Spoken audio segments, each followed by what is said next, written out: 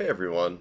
So I've been meaning to make a video for a while, and it seems like I like streams a lot more than I like videos, so I'm gonna go ahead and just broadcast this one or go live for it.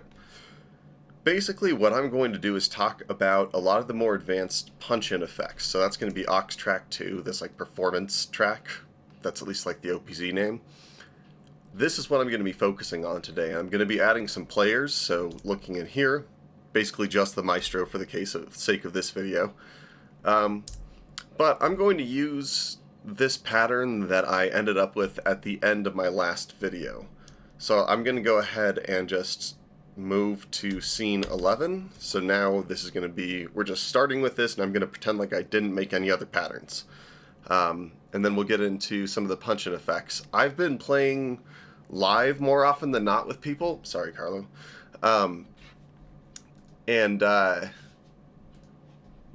Yeah, I don't know. It's been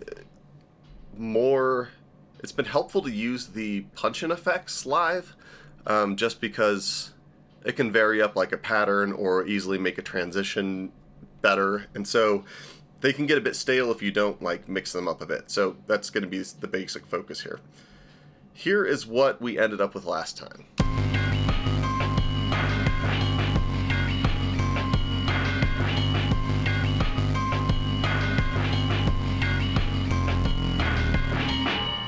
First things first, I'm going to add a snare hit on this track.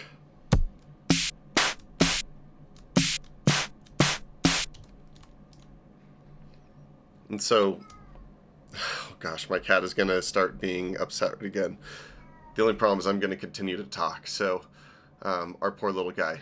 Anyway, maybe I'll just try to adjust the mic so that way it doesn't always pick up him.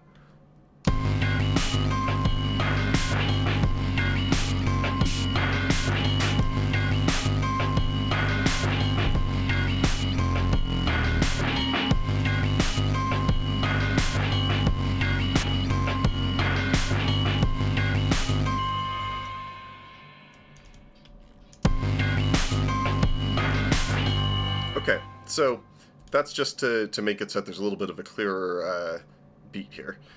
Alright, so let's actually talk about punch-in effects. The ones I probably use the most, especially if I'm like jamming with somebody, are going to be almost anything but this G, A, and B you have to be careful of because it kind of changes up the rhythm. But so let's just go with the mute for now, because you can actually, I figure like I can get pretty far with a mute just on the general performance or punch-in, just on Aux Track 2. Ugh.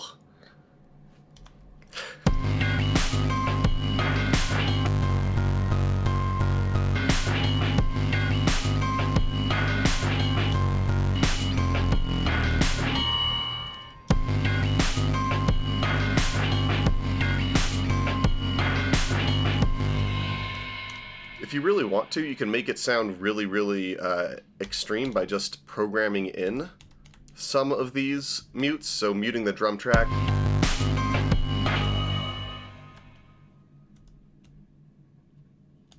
In between the snare hits.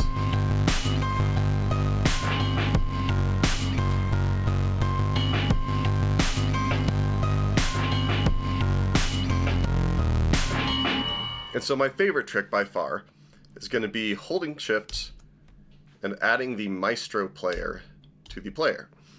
Let's start off real simple. I'm going to set this back to the default. Hold shift to add notes. So whatever you press as the note, as your first note, is going to be like the reference. So if I press C and I press C sharp, that means that no matter what I press, it's going to play that note and then a semitone above it. If I press C and then B flat, no matter what note I press, it's going to do a whole tone below it, right? So it matters where you start, it matters what the interval is, and it also matters whether, especially on the punch-in effect track, whether it'll cross like the octave. So here's what I mean. Just a very basic example. Both of these use mute. What if I trigger mute and then the tremolo for the melodic track at the same time?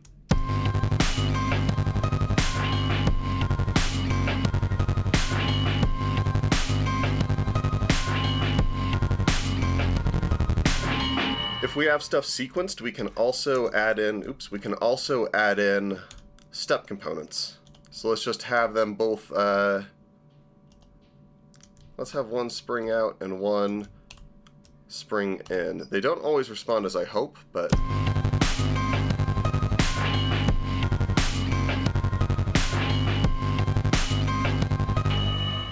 This first parameter here I think is called roll, and that's going to... Oh, sorry, I might have to sneeze.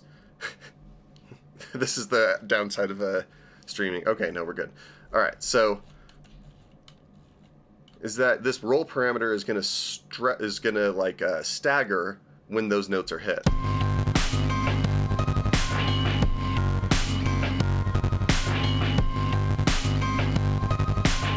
So the drums are muted before the tremolo is applied.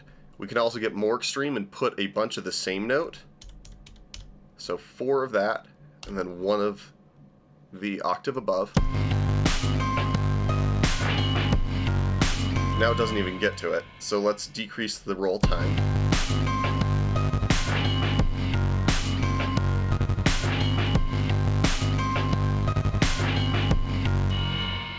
Hopefully that makes some sense there. Alright, so that is part of it. Let's remove the step components for now. And here's the interesting thing, though. This crossing of octaves also applies to like the individual tracks. So I'm going to remove these for now, and then I'm going to play some of them in on one of these drum tracks. Let's make sure we're finding 2 tracks. Yeah. Because Maestro is enabled here, it's going to enable whatever step component I do for this track, and then it's going to apply that like minor ninth, whatever you want to call it, to the next track. So here, it's easier for you to hear it.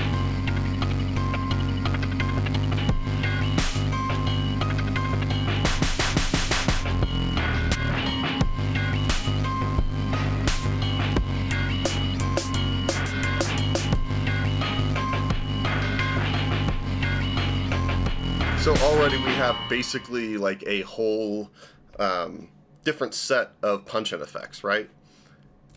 And not just that, but they also stay in rhythm, kind of.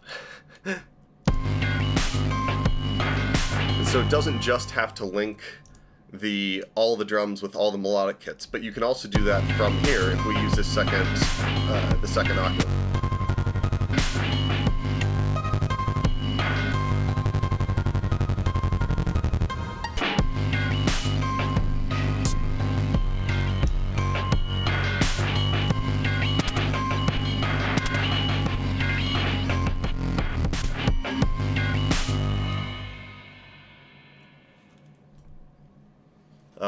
If anybody's watching, let me know if you have questions. I know I'm just kind of rambling on, I guess. But I have something of a plan here. Hopefully this has been somewhat clear. And Pablo's in the background being sad.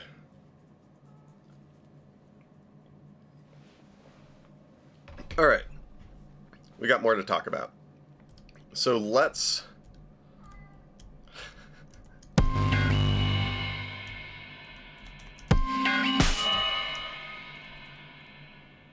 Let's see, what... Alright.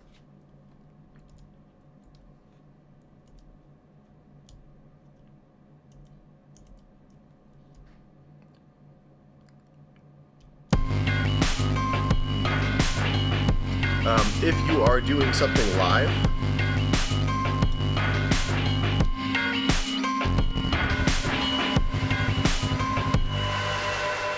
let's do what we did before. So if I hold shift and press F here, it's going to mute all the drums. If I press the second F, all the drum tracks, and then it's going to tremolo all of the melodic tracks, right? So when I do that, and it's going to be staggered as well.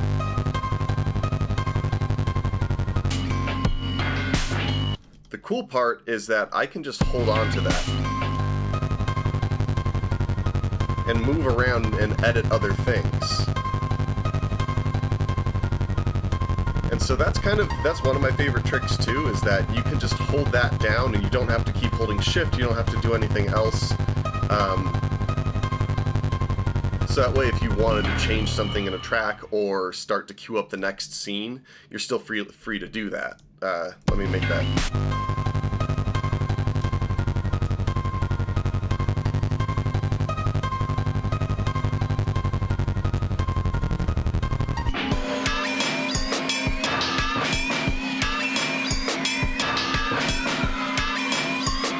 Man, this was not my favorite one, but that last pattern I was like, yeah, there could be something here. So, anyway.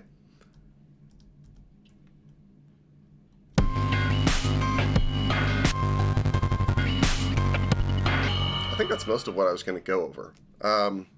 Let's do some smaller sorts of examples. Let's just do...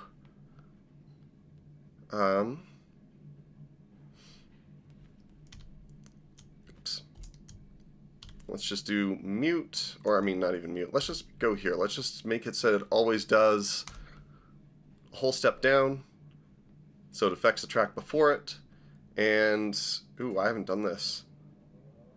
It'll do the actual, oops, so whole step down, actual effect on the current track, and then maybe something up on the next one. Maybe that, maybe that. That's probably a bit much. Let's make it really weird.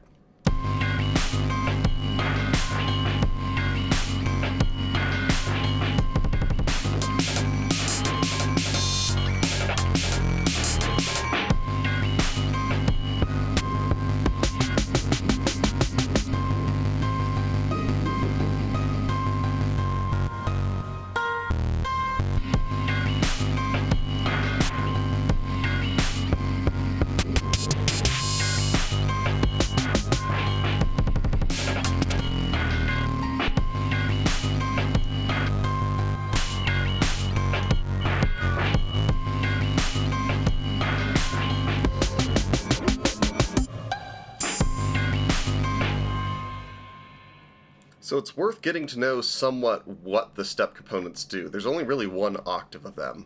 They just act slightly differently depending on, you know, what track you're on, what type of track you're on, and whether you're playing this first or second octave. But it's worth knowing that mute is on this F. It's worth knowing that this first octave affects the track that you're on.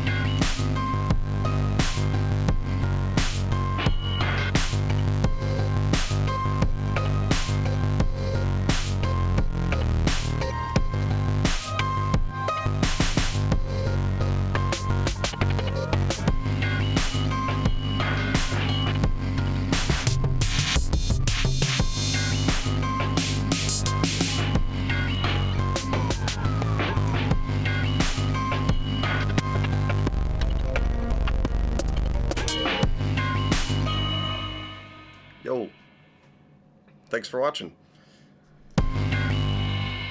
Basically, I mean, oops, I've taken the XY way out of frame here. That's what I get for just focusing on what I'm doing there. Anyway, that's most of what I wanted to cover. Maybe I could just use this creatively or something, or show a creative use of it, because that's really what I did before. Which one was it? The 15th one? Okay. Yeah, okay, here's a good example. Yesterday I was really messing around with the step components, especially muting and using it like as extremely as possible.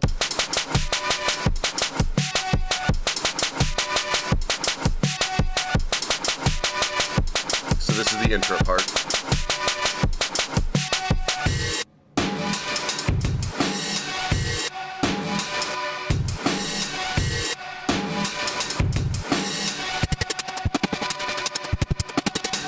So what I'm doing here is, like, in a very specific way, I'm using the mute on the melodic tracks here. Oh wait, no, not on the melodic tracks, sorry. I'm using it on both the melodic and drum tracks. I'm using step components that they don't always happen. This one happens every second time, but not every fourth time.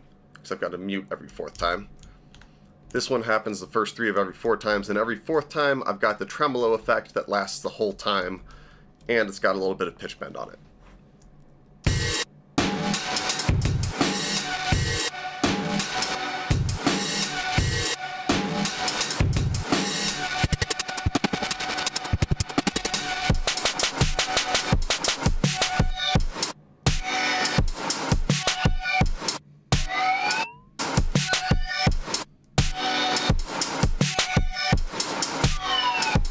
And so I could then take that same exact pattern here, and if I add in the Maestro,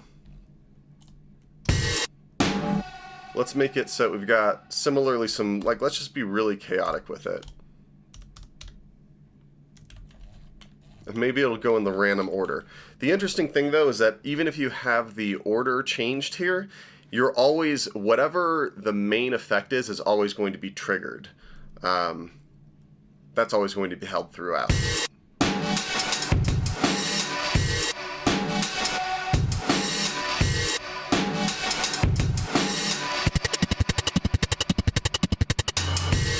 That didn't work out as expected, but that's fine.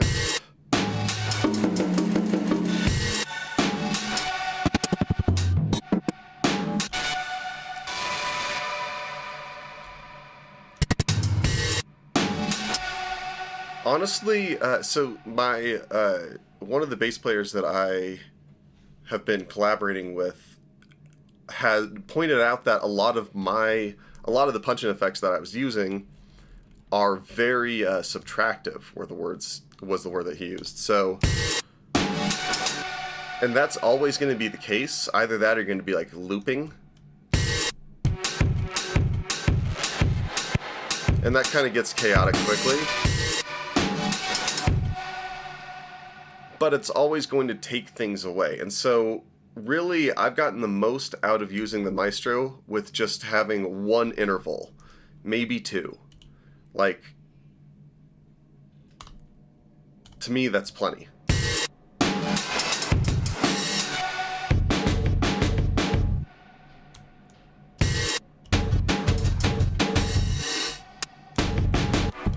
So let's mute this track. So this is going to still have the player applied.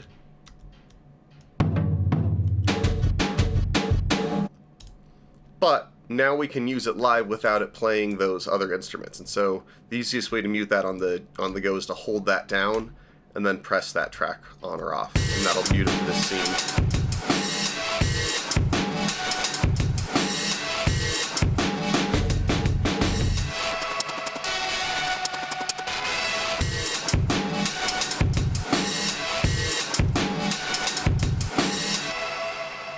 I don't remember where I was intending to go with this track, though.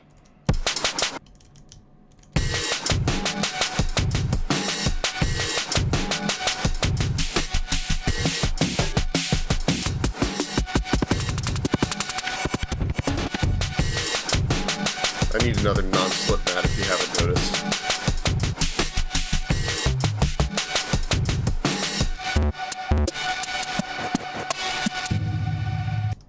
Okay, so that's basically all I wanted to go over with that stuff, which is unfortunate because I really thought that I had a lot more to talk about.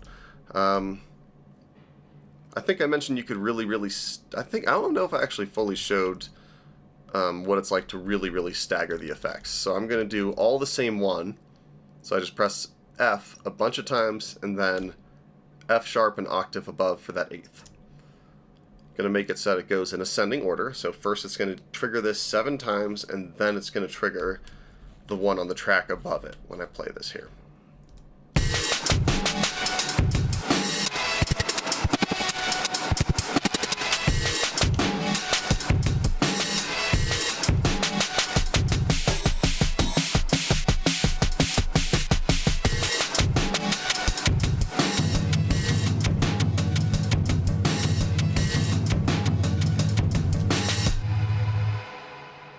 Hey, thanks. I appreciate you tuning in, and I appreciate you, I don't know, saying thank you. I appreciate your gratitude, I guess. Alright, so in terms of what you could do there is that if you find a fill that you like as a transition, let's combine multiple things then.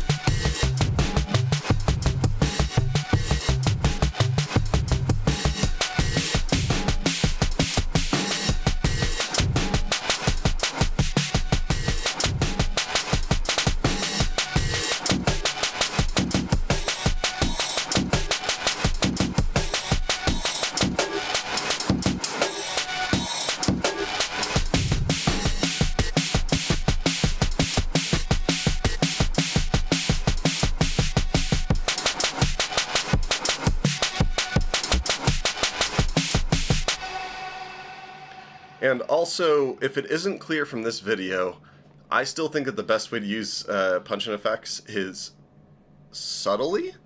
I'm not doing that right now, and it's not sounding great. It's sounding really heavy-handed. But if you're able to link an interesting like combo of them and use it every 4 times or something like that, it can really sound pretty good. Let me find a more interesting pattern.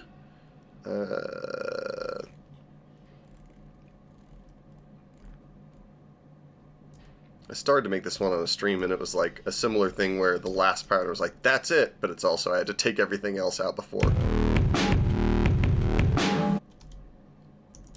I want you to help me. I want you to help me. I want...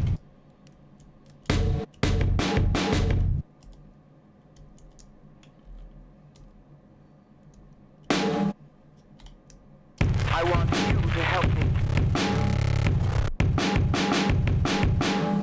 I want you to help me. I want you to help me. I want you to help me. Oh, the mic is clipping? Or wait, what is what's clipping? The XY?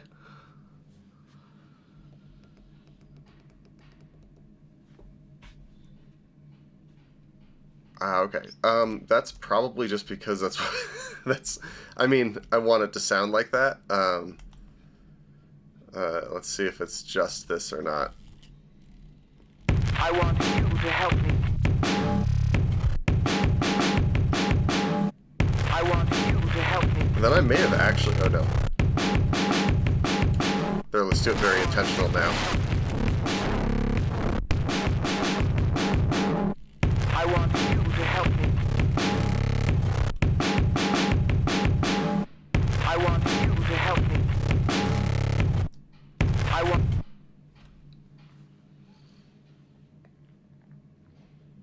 All right. I almost feel like... Is it worth stopping this? Because this is kind of like a little compact... dive on the performance effects. It's not perfect. I didn't really get into a ton of detail. Generally, my rules are going to be these ones will probably frustrate or at least make your bass player look at you because they change the rhythm a bit.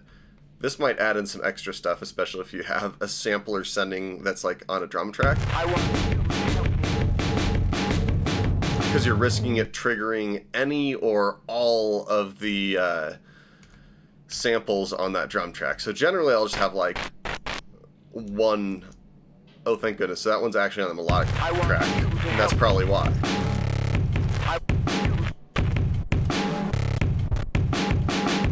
So if I'm going to instead want to use the melodic effects to trigger the drum effects, I'm probably going to want to set the Maestro to be down an octave. So whatever you put in first is going to regard that as the first one. I want you to help me. I want you to help me.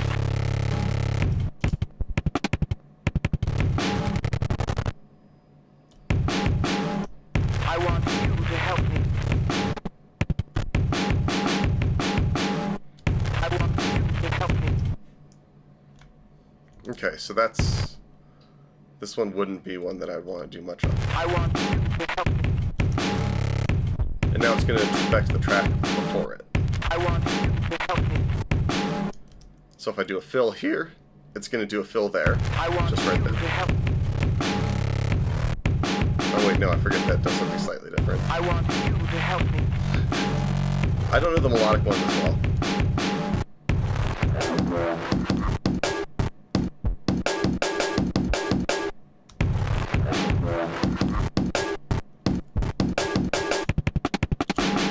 I want you to help me.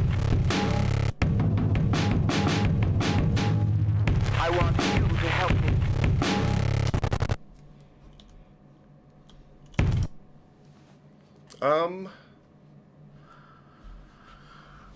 That might be it for today. I might edit this a little bit, see if I actually get a good enough video out of this. Anybody have any questions before I turn this off? I guess I should wait a minute here. So I'll be messing around.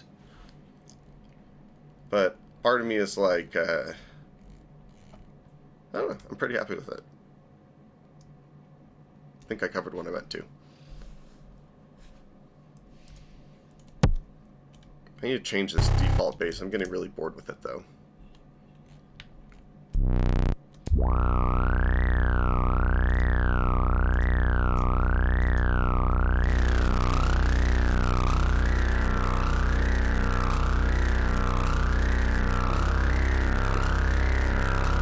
Yeah, let's just, I mean, I'm already live. I'm just gonna jam now. And then maybe I'll add in some punching effects as I go through. See the earlier part of the video for...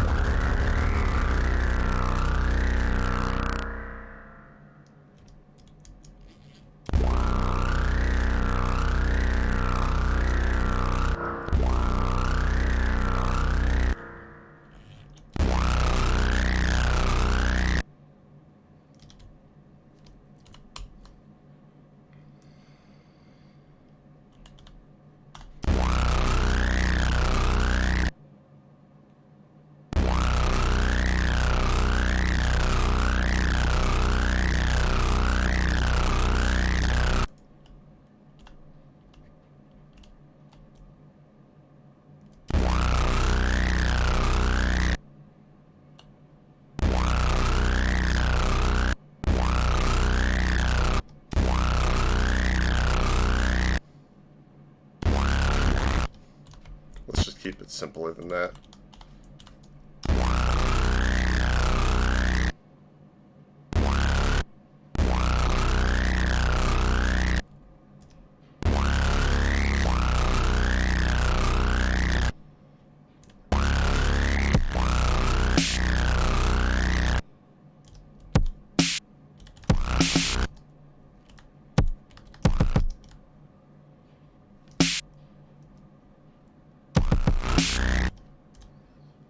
So we're going to just cut off the tail of all the drums right after that snare.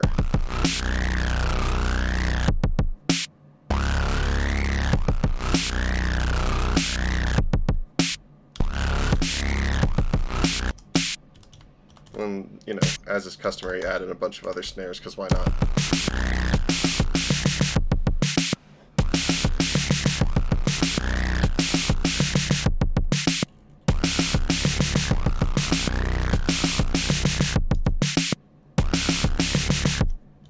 Cool. And so also here's another quick tip, just sound design wise, or making the XY work. If you've got multiple tracks, I suggest having one of them with 0 on the high pass filter in the settings here. It might sound weird to do that to the track that has your kick or the bass, but I suggest you pick one. Even if the amount is like 1.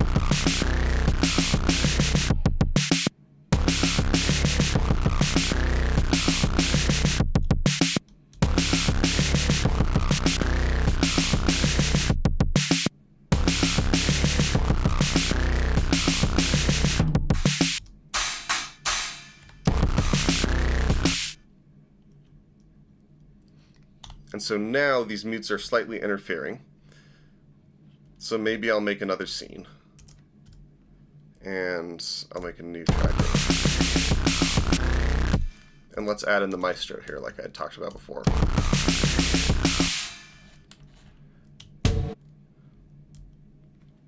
And I'll just do my favorite kind of trick. So basically, the reason I like to do this is that generally these keys, the not accidentals, the like white keys typically, are going to be ones that change the rhythm. So this is going to mute them entirely. This track is going to make the drums loop. This will make them loop a little faster. Or maybe loop more, I don't know.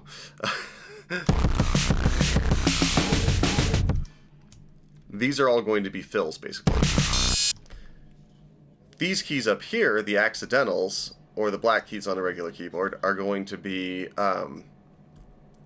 the ones that affect the sound, like the attack. They'll affect the envelope a bit. They'll do the tremolo.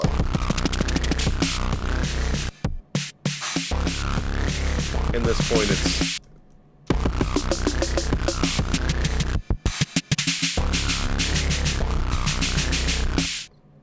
and so this is also going to be basically the case for the melodic tracks. Can you mute it?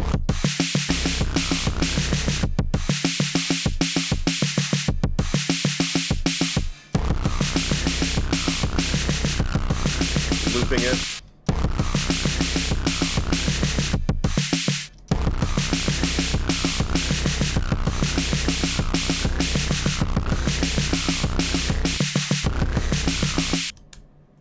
Similarly, there's going to be some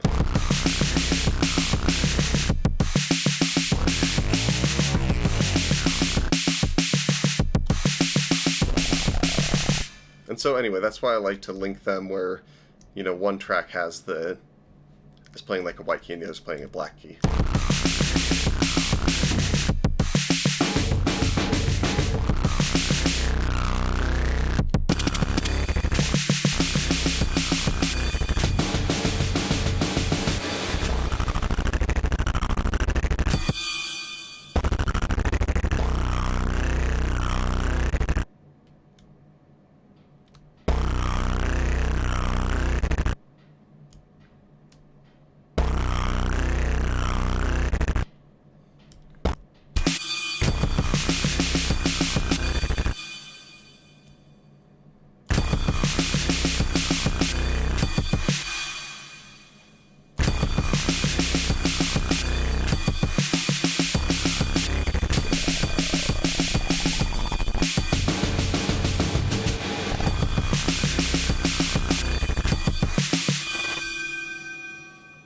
Alright, I think I made my point there with the video. I didn't expect it to be so short, but now that I've kind of done a little jam showing a little bit of how I might use it. I mean, this isn't how I would use it live. This would be how I would use it trying to figure out what to do live, right? This is how I would try to, and I'm still not there. But it would be listening and figuring out, oh, okay, what combo or what specific buttons can I hit here that land really hard at which parts of this. I'm fairly intentional about it, even if I want to be a bit chaotic with it.